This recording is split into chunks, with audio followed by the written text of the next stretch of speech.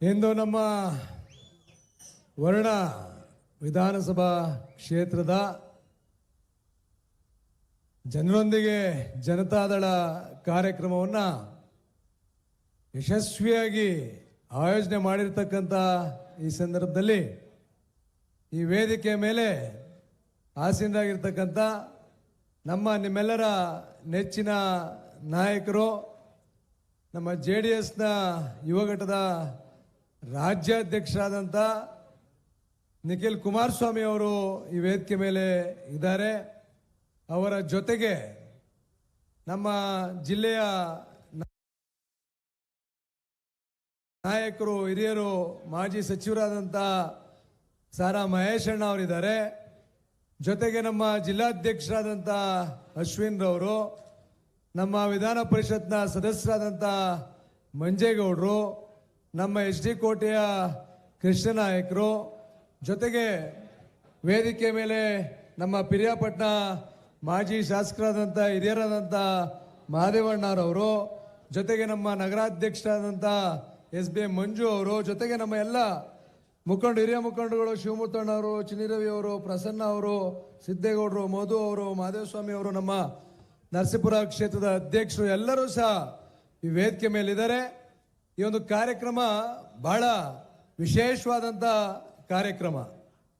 ವರ್ಣ ವಿಧಾನಸಭಾ ಕ್ಷೇತ್ರದಲ್ಲಿ ಬಹುಶಃ ಈ ರೀತಿಯಾದಂಥ ಕಾರ್ಯಕ್ರಮ, ಅದರಲ್ಲೂ ನಮ್ಮ JDS ಪಕ್ಷದಿಂದ ಆಗ್ತಾ ಇರ್ತಕ್ಕಂಥದ್ದು ಬಹಳ ವರ್ಷಗಳ ನಂತರ ಆಗ್ತಾ ಇರ್ತಕ್ಕಂಥ ಕಾರ್ಯಕ್ರಮ. ಇದರ ನೇತೃತ್ವವನ್ನು ವಹಿಸಿರ್ತಕ್ಕಂಥವರು ನಮ್ಮ ಆತ್ಮೀಯರಾದಂಥ ಯುವ ನಾಯಕರಾದಂಥ ಅಭಿಷೇಕ್ ರವರು ಈ ಕಾರ್ಯಕ್ರಮದ ನೇತೃತ್ವವನ್ನು ವಹಿಸಿದ್ದಾರೆ. ಜೊತೆಗೆ ವಿಶೇಷವಾಗಿ ಈಗ ಮಹೇಶ್ ಅಣ್ಣ ಅವ್ರು ಹೇಳ್ದಂಗೆ ಅವರು ಜನ್ಮದಿನವನ್ನು ಆಚರಣೆ ಮಾಡ್ಕೊಳ್ತಾ ಇದ್ದಾರೆ, ಬಹಳ ವಿಶೇಷ. ಅವ್ರಿಗೆ ಈ ಸಂದರ್ಭದಲ್ಲಿ ಎಲ್ಲರ ಪರವಾಗಿ ಹೃತ್ಪೂರ್ವಕವಾಗಿ ಜನ್ಮದಿನದ ಶುಭಾಶಯಗಳನ್ನು ಕೋರ್ತಾ ಆ ದೇವರು ಅವ್ರಿಗೆ ಸುಖ, ಶಾಂತಿ, ನೆಮ್ಮದಿಯನ್ನ ಕೊಳ್ಳಿ. ವರ್ಣ ವಿಧಾನಸಭಾ ಕ್ಷೇತ್ರದಲ್ಲಿ ನೀವೆಲ್ಲ ಸೇರಿ ಹೆಚ್ಚಿನ ಶಕ್ತಿಯನ್ನ ಅವ್ರಿಗೆ ಕೊಡ್ಲಿ ಅಂತ ಈ ಸಂದರ್ಭದಲ್ಲಿ ಮನವಿಯನ್ನ ಮಾಡ್ತಾ, ಇವತ್ತೇನೋ ಇಡೀ ರಾಜ್ಯದಲ್ಲಿ ನೀವೆಲ್ಲ ನೋಡ್ತಾ ಇದ್ದೀವಿ, ನಮ್ಮ ನೆಚ್ಚಿನ ನಾಯಕರಾದಂಥ ಸನ್ಮಾನ್ಯ ಶ್ರೀ HD ದೇವೇಗೌಡ ಅಪ್ಪಾಜಿಯವರ ಆಶೀರ್ವಾದದೊಂದಿಗೆ ನಮ್ಮೆಲ್ಲರ ನೆಚ್ಚಿನ ನಾಯಕರು, ಮಾಜಿ ಮುಖ್ಯಮಂತ್ರಿಗಳಾದಂಥ ಸನ್ಮಾನ್ಯ ಶ್ರೀ ಕುಮಾರಣ್ಣ ಅವರ ಮಾರ್ಗದರ್ಶನದಲ್ಲಿ ಇವತ್ತು ಇಡೀ ರಾಜ್ಯದಲ್ಲಿ ಇವತ್ತು ನಾ ಕೇಳ್ತಾ ಇದ್ದೆ, ನಮ್ಮ ನಿಖಿಲ್ ಸರ್ ಅವ್ರಿಗೆ ಕೇಳ್ತಾ ಇದ್ದೆ, ಎಷ್ಟೇ ಕ್ಷೇತ್ರ ಇವತ್ತು ನೀವು ಬಂದಿರತಕ್ಕಂಥದ್ದು ಅಂತ. ಅವ್ರು ಹೇಳ್ತಾ ಇದ್ರು, ಇವತ್ತು 71ನೇ ಕ್ಷೇತ್ರವನ್ನ ನಾವು ಇವತ್ತು 71ನೇ ಕ್ಷೇತ್ರದಲ್ಲಿ ಜನರೊಂದಿಗೆ ಜನತಾದಳ ಕಾರ್ಯಕ್ರಮವನ್ನು ಆಯೋಜನೆ ಮಾಡಿದ್ದೇವೆ ಅಂತಕ್ಕಂಥ ಮಾತನ್ನ ಹೇಳ್ತಾ ಇದ್ರು. ನೀವೆಲ್ಲ ಗಮನಿಸ್ತಾ ಇದ್ದೀವಿ, ಪ್ರತಿನಿತ್ಯ ವಿಧಾನಸೌಧದೊಳಗಡೆ, ವಿಧಾನಸೌಧದೊರಗಡೆ ಜಾತ್ಯತೀತ ಜನತಾದಳ ಪಕ್ಷ ಎಲ್ಲಿದೆ? ಜಾತ್ಯತೀತ ಜನತಾದಳ ಪಕ್ಷ ಇವತ್ತು ಮುಂದಿನ ಚುನಾವಣೆಯಲ್ಲಿ 2 ಸೀಟ್ ಗೆಲ್ಲುತ್ತೆ, 3 ಸೀಟ್ ಗೆಲ್ಲುತ್ತೆ, 4 ಸೀಟ್ ಗೆಲ್ಲುತ್ತೆ. ಇದನ್ನ ಹೇಳ್ತಾ ಇರ್ತಕ್ಕಂಥವ್ರು ಯಾರು ಹೇಳ್ತಾ ಇರೋದು? ಇದೇ ಕ್ಷೇತ್ರದಿಂದ ನೀವೆಲ್ಲ ಆಶೀರ್ವಾದ ಮಾಡಿ ಗೆಲ್ಸಿರ್ತಕ್ಕಂಥ ಮಾನ್ಯ ಮುಖ್ಯಮಂತ್ರಿಗಳಾದಂಥ ಸಿದ್ದರಾಮಯ್ಯನವರು ಈ ಮಾತನ್ನ ಎಲ್ಲ ಕಡೆ ಹೇಳ್ತಾ ಇದ್ದಾರೆ. ಬಹುಶಃ ಇವತ್ತು ವರ್ಣ ವಿಧಾನಸಭಾ ಕ್ಷೇತ್ರದ ಕಾರ್ಯಕ್ರಮ ನೋಡಿದ್ರೆ ಮುಂದೊಂದು ದಿನಗಳಲ್ಲಿ 2028ಕ್ಕೆ ಜಾತ್ಯತೀತ ಜನತಾದಳ BJP ಮೈತ್ರಿ ಸರ್ಕಾರ ಬಂದೇ ಬರುತ್ತೆ ಅಂತಕ್ಕಂಥ ಸಂದೇಶವನ್ನ ಇವತ್ತು ವರ್ಣ ವಿಧಾನಸಭಾ ಕ್ಷೇತ್ರದಿಂದ ನೀವೆಲ್ಲ ಸೇರಿ ಒಂದು ಸಂದೇಶವನ್ನು ಯಾರು ಕೊಡಬೇಕು ಅವ್ರಿಗೆ ಕೊಟ್ಟಿದ್ದೀರಿ. ಈ ಕ್ಷೇತ್ರದಲ್ಲಿ ಮಾನ್ಯ ಮುಖ್ಯಮಂತ್ರಿಗಳ ಕ್ಷೇತ್ರದಲ್ಲಿ ಸಹಸ್ರಾರು ಸಂಖ್ಯೆಯಲ್ಲಿ ಜನರು ಸೇರಿ ಜಾತ್ಯತೀತ ಜನತಾದಳ ಪಕ್ಷದ ಜನರೊಂದಿಗೆ ಜನತಾದಳ ಕಾರ್ಯಕ್ರಮವನ್ನು ಯಶಸ್ವಿಗೊಳಿಸೋದ್ರ ಮುಖಾಂತರ ಒಂದು ಸಂದೇಶವನ್ನ ಕೊಟ್ಟಿರ್ತಕ್ಕಂಥ ನಮ್ಮ ವರ್ಣ ವಿಧಾನಸಭಾ ಕ್ಷೇತ್ರದ ಎಲ್ಲ ಮುಖಂಡಗಳಿಗೆ, ಎಲ್ಲ ಕಾರ್ಯಕರ್ತ ಬಂಧುಗಳಿಗೆ, ಇಲ್ಲಿ ಬಂದಿರತಕ್ಕಂಥ ಎಲ್ಲ ಮತದಾರರಿಗೆ ನಾನು ಹೃತ್ಪೂರ್ವಕವಾದಂಥ ಅಭಿನಂದನೆಗಳನ್ನ, ವಂದನೆಗಳನ್ನ ಸಲ್ಲಿಸಲಿಕ್ಕೆ ಬಯಸ್ತೇನೆ. ಜೊತೆಗೆ ಈಗಾಗಲೇ ಮಹೇಶ್ ಅಣ್ಣ ಅವ್ರು ಹೇಳಿದ್ರು, ರಾಜ್ಯ ಸರ್ಕಾರ ಎಷ್ಟು ಸಾಲ ಮಾಡಿದೆ, ಒಬ್ಬೊಬ್ಬರ ತಲೆ ಮೇಲೆ ಎಷ್ಟು ಸಾಲ ಇದೆ ಅಂತಕ್ಕಂಥ ವಿಚಾರವನ್ನು ಹೇಳಿದ್ರು. ಇವತ್ತು 2,000 ರೂಪಾಯಿ ಮಹಿಳೆಯರಿಗೆ 2,000, ಕರೆಂಟ್ ಫ್ರೀ, ಬಸ್ಸು ಫ್ರೀ, ಇನ್ನೇನೇನು ಫ್ರೀ?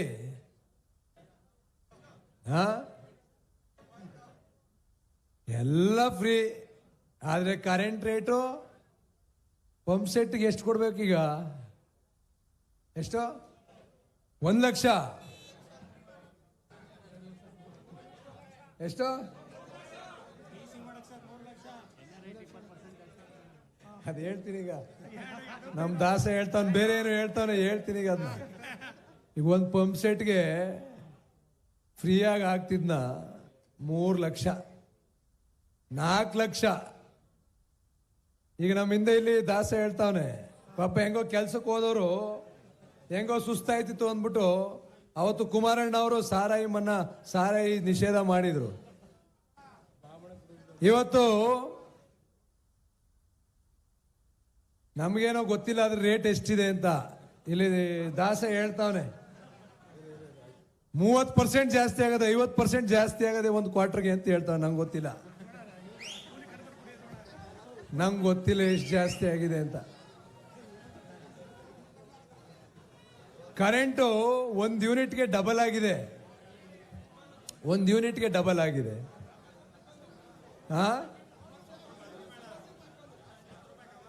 ಕಮರ್ಷಿಯಲ್ 10 ರೂಪಾಯಿ, 3 ಪಟ್ಟು ಜಾಸ್ತಿ ಆಗಿದೆ.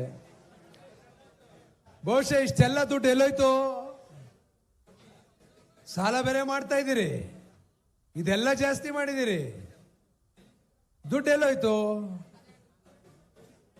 ಫ್ರೀ ಕೊಡ್ತಾ ಇರೋದು ಈಗ ಹೇಳಿದಂಗೆ 72,000, ಸಾಲ ಮಾಡಿರೋದು 1 ಲಕ್ಷ, ಇದೆಲ್ಲ ಎಕ್ಸ್ಟ್ರಾ ಮಾಡಿರೋ ದುಡ್ಡು ಎಲ್ಲೋಯ್ತು? ಯಾರಿಗೂ ಗೊತ್ತಿಲ್ಲ. ಕೇರಳಕ್ಕೆ ಹೋಯ್ತಾ?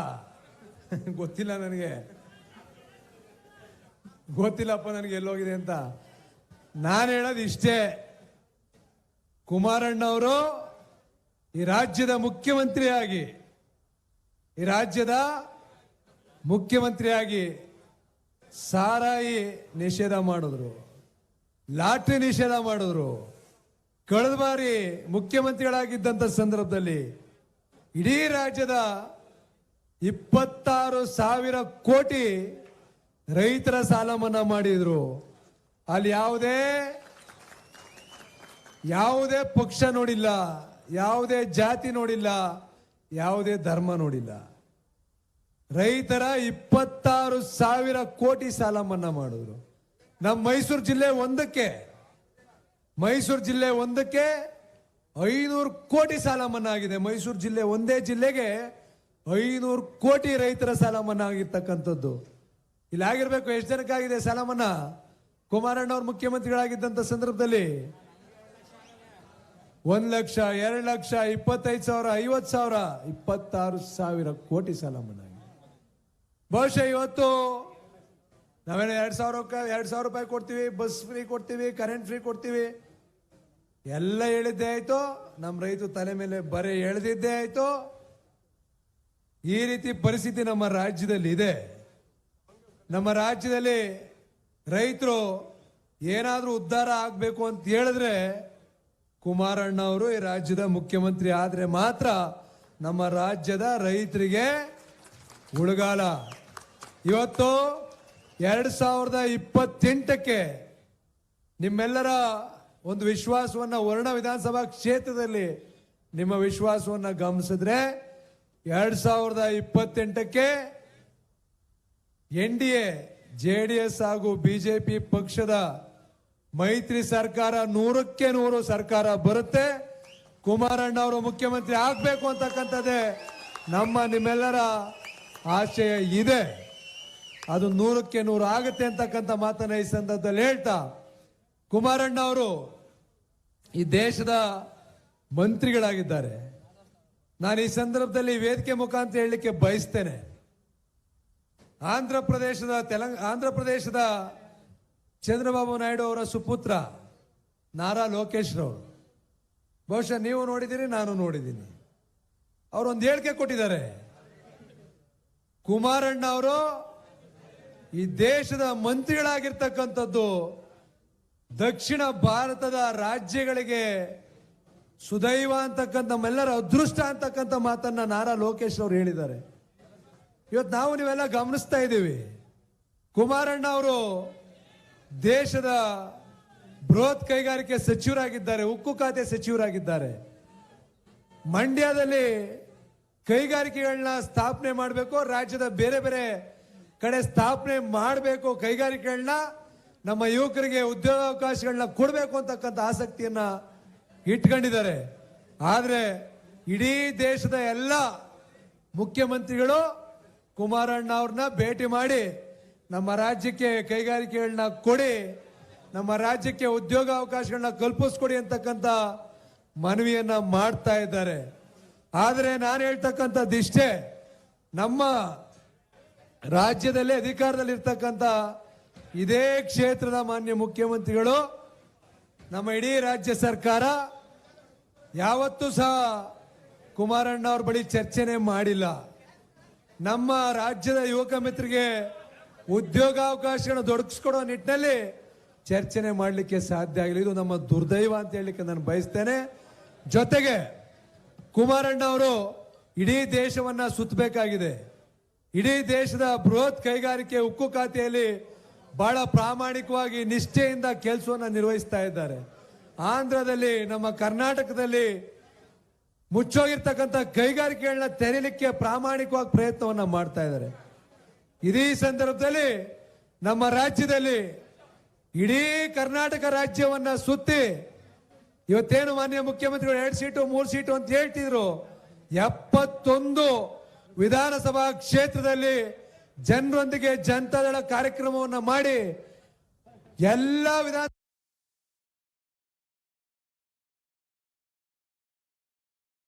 ಕ್ಷೇತ್ರದಲ್ಲೂ ಸಹ ಇನ್ನೂ ಕಾರ್ಯಕರ್ತರು ಕರೀತಾ ಇದ್ದಾರೆ. 224 ಕ್ಷೇತ್ರಗಳಲ್ಲಿ ಇವತ್ತು ಕರೆದು ನಿಖಿಲ್ ಕುಮಾರಸ್ವಾಮಿ ಅವರ ನೇತೃತ್ವದಲ್ಲಿ ಜನರೊಂದಿಗೆ ಜನತಾದಳ ಕಾರ್ಯಕ್ರಮವನ್ನು ಮಾಡಬೇಕು ಅಂತ ಹೇಳಿ ಪ್ರತಿ ವಿಧಾನಸಭಾ ಕ್ಷೇತ್ರದಲ್ಲಿ ಬೇಡಿಕೆಯನ್ನ ಇಡ್ತಾ ಇದ್ದಾರೆ. ಇಡೀ ರಾಜ್ಯವನ್ನ 71 ವಿಧಾನಸಭಾ ಕ್ಷೇತ್ರವನ್ನ ಸುತ್ತಾಡಿ ಸುಮಾರು 12-13 ಸಾವಿರ ಕಿಲೋಮೀಟರ್ಗಳ ಗಟ್ಟಲೆ ಸುತ್ತಾಡಿ ಇವತ್ತು ಅವರೇನು ನಿದ್ರೆ ಮಾಡ್ತಾ ಇಲ್ಲ. ಇವತ್ತು ಅವರು ಮಂಡ್ಯ ಲೋಕಸಭಾ ಕ್ಷೇತ್ರದಲ್ಲಿ ಚುನಾವಣೆಗೆ ನಿಂತಿದ್ರು, ಚನ್ನಪಟ್ಟಣದಲ್ಲಿ ಚುನಾವಣೆಗೆ ನಿಂತಿದ್ರು, ರಾಮನಗರದಲ್ಲಿ ಚುನಾವಣೆ ನಿಂತಿದ್ರು. ಅವ್ರು ಮನ್ಸು ಮಾಡಿದ್ರೆ ಮಂಡ್ಯ ಲೋಕಸಭಾ ಕ್ಷೇತ್ರದಲ್ಲಿ ಏನು ಬೈ ಎಲೆಕ್ಷನ್ ನಡೆದಿತ್ತು ಅವತ್ತು ಸರ್ಕಾರ ಇತ್ತು. ರಾಮನಗರ ಕ್ಷೇತ್ರದಲ್ಲಿ ಬೈ ಎಲೆಕ್ಷನ್ ನಡೆದಿತ್ತು, ಅವತ್ತು ನಮ್ಮ ಸರ್ಕಾರ ಇತ್ತು. ಅವ್ರು ಮನ್ಸು ಮಾಡಿದ್ರೆ ಅವತ್ತೇ MP ಆಗ್ಬೋದಾಗಿತ್ತು, MLA ಆಗ್ಬೋದಾಗಿತ್ತು. ನಮ್ಮ ಪಕ್ಷ ಕಷ್ಟ ಕಾಲದಲ್ಲಿ ಇದ್ರೂ ಸಹ ನಮ್ಮ ಪಕ್ಷದ ಕಾರ್ಯಕರ್ತರನ್ನ ಮುಜುಗರಕ್ಕೆ ಸಿಲುಕಿಸಬಾರದು. ನಾನೇ ಪಕ್ಷವನ್ನ ಕಟ್ತೀನಿ, ಪಕ್ಷವನ್ನ ಉಳಿಸ್ತೀನಿ ಅಂತಕ್ಕಂಥ ದೃಢವಾದ ನಿರ್ಧಾರವನ್ನು ಇಟ್ಕೊಂಡು ಇವತ್ತು 3 ಚುನಾವಣೆ ಫಲಿತಾಂಶ ಏನೇ ಇರ್ಬೋದು, ರಾಜ್ಯದ ಪ್ರತಿ ವಿಧಾನಸಭಾ ಕ್ಷೇತ್ರಗಳಿಗೆ ಹೋದಂತ ಸಂದರ್ಭದಲ್ಲಿ ಜನರು ನಮ್ಗೆ ನಿಖಿಲ್ ಕುಮಾರಸ್ವಾಮಿ ಅವರು ಬೇಕು, ನೀವು ಬರಬೇಕು ನಮ್ಮ ಕ್ಷೇತ್ರಗಳಿಗೆ ಅಂತೇಳಿ ಇವತ್ತು ಒಂದು ಎಲ್ಲ ಕಡೆ ಅವರನ್ನ ಅತಿಯಾದ ಪ್ರೀತಿಯಿಂದ, ವಿಶ್ವಾಸದಿಂದ, ಅಭಿಮಾನದಿಂದ ಇವತ್ತು ಕರ್ಕೊಂಡು ಹೋಗ್ತಾ ಇದ್ದಾರೆ ಪ್ರತಿ ವಿಧಾನಸಭಾ ಕ್ಷೇತ್ರಗಳಿಗೆ. ಪಕ್ಷಕ್ಕೋಸ್ಕರ ಹಗಲೋರಾತ್ರಿ ದುಡಿತಾ ಇದ್ದಾರೆ. ನಮ್ಮ ಕಾರ್ಯಕರ್ತರನ್ನ, ನಮ್ಮ ಮುಖಂಡಗಳನ್ನ, ಪಕ್ಷವನ್ನ ಉಳಿಸ್ಬೇಕು, ಬೆಳೆಸ್ಬೇಕು ಅಂತಕ್ಕಂಥ ದೃಢವಾದಂತ ಸಂಕಲ್ಪವನ್ನು ಇಟ್ಕೊಂಡು ಹೊರಟಿದ್ದಾರೆ. ನಾವೆಲ್ಲರೂ ಸಹ ಅವ್ರ ಜೊತೆಗೆ ಇದೀವಿ. ನಮ್ಮ ಮೈಸೂರು ಜಿಲ್ಲೆಯಲ್ಲಿ ಇವತ್ತು ಸಾರಾ ಮಹೇಶಣ್ಣ ಅವರ ನೇತೃತ್ವದಲ್ಲಿ ಇವತ್ತು ನಾನಿರ್ಬೋದು, ಅಶ್ವಿನ್ ಕುಮಾರ್ ಅವ್ರು ಇರ್ಬೋದು, ಮಾದೇವಣ್ಣ ಅವ್ರು ಇರ್ಬೋದು, ಅಭಿಷೇಕ್ ಅವ್ರು ಇರ್ಬೋದು, ಕೃಷ್ಣನಾಯ್ಕರು ಇರ್ಬೋದು, ಮೈಸೂರಿನ ಎಲ್ಲ ನಗರದ ವ್ಯಾಪ್ತಿಯ ಎಲ್ಲ ವಿಧಾನಸಭಾ ಕ್ಷೇತ್ರದಲ್ಲಿ ಇವತ್ತು ಜನರೊಂದಿಗೆ ಜನತಾದಳ ಕಾರ್ಯಕ್ರಮವನ್ನು ಯಶಸ್ವಿಯಾಗಿ ಮಾಡ್ತಾ ಇದ್ದೀವಿ. ನಿಖಿಲ್ ಕುಮಾರಸ್ವಾಮಿ ಅವರ ನೇತೃತ್ವದಲ್ಲಿ ಇಡೀ ರಾಜ್ಯದಲ್ಲಿ ಜನರೊಂದಿಗೆ ಜನತಾದಳ ಕಾರ್ಯಕ್ರಮ ಯಶಸ್ವಿಯಾಗಿ ನಡೀತಾ ಇದೆ. ಇದರ ಸಂದೇಶ ಒಂದೇ, 2028ಕ್ಕೆ ಈ ಸಮ್ಮಿಶ್ರ ಸರ್ಕಾರದಲ್ಲಿ ಕುಮಾರಣ್ಣ ಅವರು ಮುಖ್ಯಮಂತ್ರಿ ಆಗೇ ಆಗ್ತಾರೆ. ಮುಂದೊಂದು ದಿನ ನಮ್ಮೆಲ್ಲರ ನೆಚ್ಚಿನ ಯುವಕರ ಆಶಾ ಕಿರಣ ಇಡೀ ರಾಜ್ಯದಲ್ಲಿ ಹಗಲು ರಾತ್ರಿ ಸುತ್ತಾಡಿ ಜಾತ್ಯತೀತ ಜನತಾದಳ ಪಕ್ಷವನ್ನ ಕಟ್ತಾ ಇರ್ತಕ್ಕಂಥ ನಿಖಿಲ್ ಕುಮಾರಸ್ವಾಮಿ ಅವರು ಸಹ ಒಂದಲ್ಲ ಒಂದು ದಿವಸ ಆ ಸ್ಥಾನವನ್ನ ಅಲಂಕರಿಸ್ತಾರೆ. ನಾವೆಲ್ಲರೂ ಸಹ ಅವ್ರ ಬೆನ್ನೆಲುವಾಗಿ ನಿಲ್ತೇವೆ ಅಂತಕ್ಕಂಥ ಮಾತನ್ನ ಈ ಸಂದರ್ಭದಲ್ಲಿ ಹೇಳ್ತಾ ಈ ಒಂದು ಕಾರ್ಯಕ್ರಮಕ್ಕೆ ಕರೆಸಿ 2 ಮಾತನ್ನ ಮಾತಾಡಲಿಕ್ಕೆ ಅವಕಾಶವನ್ನ ಮಾಡಿಕೊಟ್ಟಂತ ತಮ್ಗೆಲ್ಲರಿಗೂ ಹೃತ್ಪೂರ್ವಕವಾದಂತ ಅಭಿನಂದನೆಗಳನ್ನ ಸಲ್ಲಿಸಿ ನನ್ನ ಮಾತನ್ನ ಮುಗಿಸ್ತೀನಿ. ನಮಸ್ಕಾರ.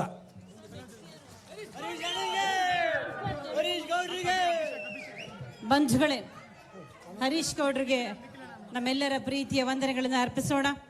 ಮೈಸೂರು ಜಿಲ್ಲಾ ನಿಖಿಲ್ ಕುಮಾರಸ್ವಾಮಿ ಅಭಿಮಾನಿಗಳ ಬಳಗದ ಅಧ್ಯಕ್ಷರು ಪ್ರದೀಪ್ ಕೃಷ್ಣೇಗೌಡರು ಆಗಮಿಸಿದ್ದಾರೆ. ಅವ್ರಿಗೂ ಕೂಡ ಪ್ರೀತಿಯ ಸ್ವಾಗತ.